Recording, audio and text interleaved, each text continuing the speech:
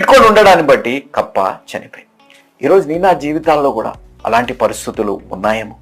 మన జీవితాల్లో అగ్ని లాంటి పరిస్థితులు మన పాపాలని బట్టి, అగ్ని లాంటి పరిస్థితులు మన జీవితాల్లో ఒక విశ్వాస పరీక్షలాగా మన జీవితాల్లో వచ్చినప్పుడు ఏ సమయంలో ఏ విధంగా దేవుడి వైపు రావాలి, ఏ సమయంలో ఏ నిర్ణయం తీసుకోవాలి, ఏ విధంగా ఆ పాపాన్ని నుంచి విడుదల పొందాలి, ఏ విధంగా విశ్వాసంలో బలంగా నిలబడి దేవుడి వైపే చూడాలి అనే నిర్ణయం మనం తీసుకోగలుగుతున్నామా అనేది ఆలోచించాలి.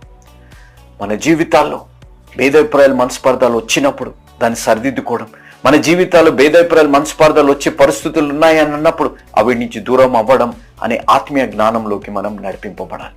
ఆ విధంగా మీరు నేను నడిపింపబడాలని మీ ప్రియతమన్న జోషన్న గారు స్థాపించిన యేసు అనుచరులు అనే పరిచర్య ప్రతిరోజు 4 పూటలు ప్రతి శనివారం రోజంతా ఉపవాస ప్రార్థనలు చేస్తున్నాం. ఇంత గొప్ప భాగ్యాన్ని దేవాతి దేవుడు మాకు దయచేసినందుకు క్రీస్తు నామమున తండ్రిని దేవుడికి ఎంతో వందనాలు, కృతజ్ఞతలు నేను